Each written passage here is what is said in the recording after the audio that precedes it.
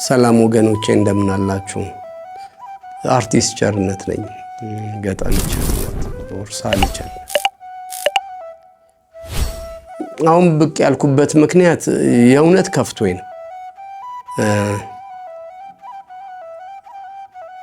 በዚህ ልክ የሆነ ባለቤት የሌለው ሀገር እስኪመስል ድረስ ምስራቅ አርሲ ምስራቅ አርሲ እንዲህ እየተተነተነ ቦታቸው እየተነገረ ሰው የታረደበትና የተገደለበት ቤቶቻቸው የተቃጠሉበት እየተነገረ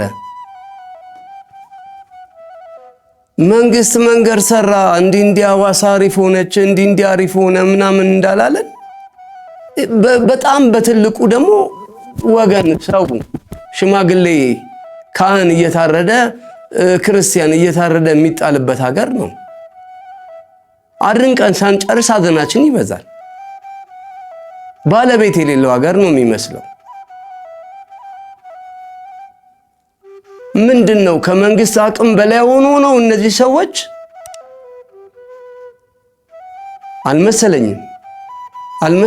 እኔ ምንም ከመንግስት አቅም በላይ ሆኖ አይደለም። ምን ማለት ነው? ሰላም አይቀድምም? ምረጡን ምናምን እንዲናረግላችኋለን ምንም በቃ ሰላም ካልሰራ መንግስት አንደኛው ስራው ሰላም ነው እንዴ? አብረን ለምን አናደንቅም? ከእንትን እኮ መንገድ መሄድ ተጀመረ ሰላም ሆነ ለምን አንልም? በዚህ መንገድ ላይ ወንድ የሆነ ሽፍታ የለም አሁን ለምን አንልም?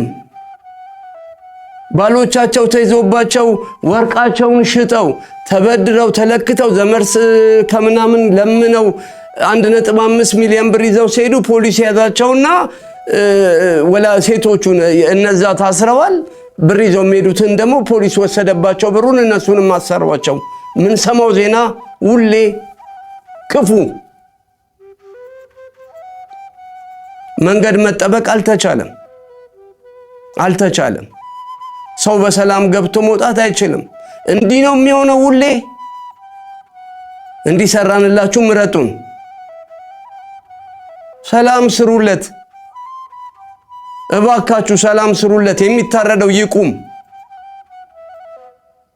በእምነቱ ምክንያት የሚሞተው ይቁም። ስለዚህ ሰው ስለሚሞተው ሰው የውሸት ሳይሆን የእውነት ከልቡ የእውነት ወጥቶ የሚከላከልለት የሚሞትለት ይቀመጥ ቦታው። ወይ ራሳቸውን እንዲከላከሉ የሚደረገው ነገር ይደረግ። ራሳቸውንም መከላከል አይችሉም። መሳሪያ አልታጠቁም፣ ኦር በሆነ ነገር አልተደራጁም። አረመኔ በመጣ ቁጥር ሙት እኛም ማዘናችን እስከ መቼ ይቀጥላል? ይሄ ነገር ትክክል አይደለም። የእውነት የሚቀድመው እሱ ነው። ከተማ ከምሰሩ ያደረግነውን ከምናደግ ሰላም ይምጣና እናጨብጭብላችሁ። አሁን ሰላም ነው አገሩን በል። ስራችሁ የእናንተ ነው። ይሄ የመንግስት ስራ ነው። ስራችሁን ስሩ። አድንቁም ብቻ አትበሉ። ትልቁ የሚደነቅ ነገር አገር መስራት ነው። ሰላም መስራት ነው።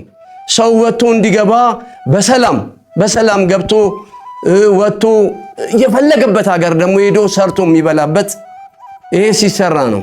እንደዚህ አይነት ነገር አላየንም። ታውቃላችሁ እናንተም።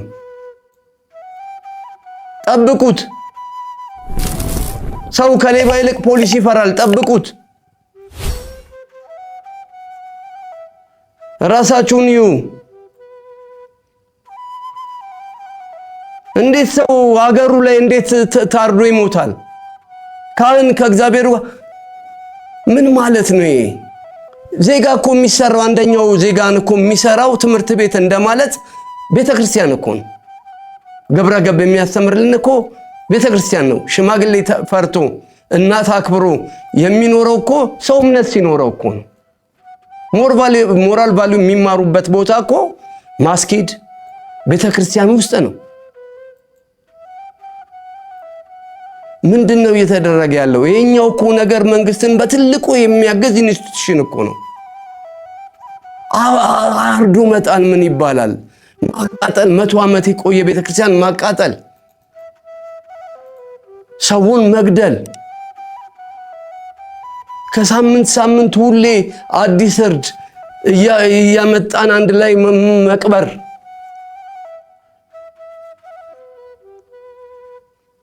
እንዴ ወገኖቻችን እኮ ናቸው፣ እናቶቻችን አባቶቻችን እኮ ናቸው የሚሞቱት። እኛ ከተማ ስላለን ነው። መርዶ እኮ የኛ ነው።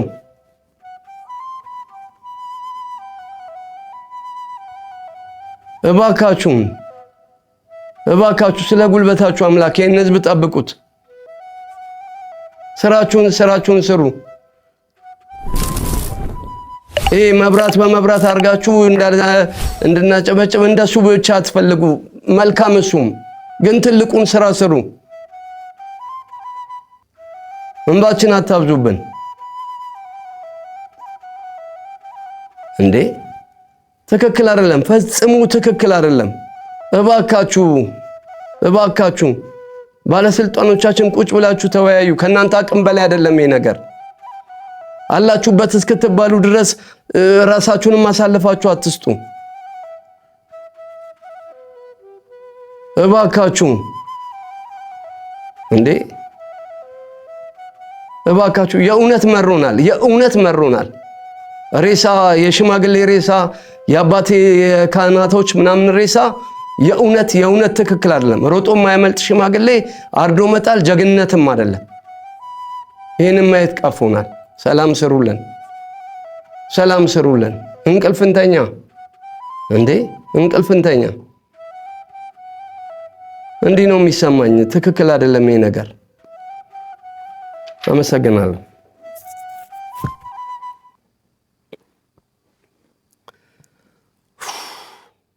ቪዲዮን ላይክ አድርጉ። ገዳዮቻችን በምዕራባውያን እሳቤ የተሰሩ በአረባውያኑ ተፈጥሮ የተፈጠሩ ናቸው። እነዚህ ሰዎች ለዘመናት ጥላቻና ክፋትን ነው በአእምሯቸው ውስጥ ያደገው የሰረጸው። ምክንያቱም የባህሪያቸው ተፈጥሯቸው ሁሉ ነፍሰ ገዳይነት ነው። ምክንያቱም ከአባታቸው ከዲያብሎስ ከአጋንንት ስለሆኑ ማለት ነው። ገዳዮቻችን ትናንትም ይገሉን ነበር፣ ዛሬም ይገሉናል፣ ወደፊት ይገሉናል። ለምን ገደሉን ሳይሆን መፍትሄው ምንድን ነው የሚለው ነገር ላይ ሁላችንም እንወያይ። መፍትሄው እኛው በኦርቶዶክሳውያን ክንድና እጅ ላይ እንጂ ያለው ሌሎች እኛን ሊጠብቁ ሊያድኑ እኛን ሊታደጉ ስብሰባ ይቀመጣሉ ብለን ማሰብ የለብንም። እኛው በእኛው እንቁ፣ እኛው ለእኛው እንኑር፣ እኛው በእኛው እንጠባበቅ። ኦርቶዶክሳውያን በጋራ እንስማ። ተስፋ የምናደርገው እግዚአብሔር ግን እንዴት መቼ ቤት በኩል እንደሆነ በማይታወቅ መንገድ ይመጣል፣ ይፈርዳል። ይህ ተስፋችን ነው።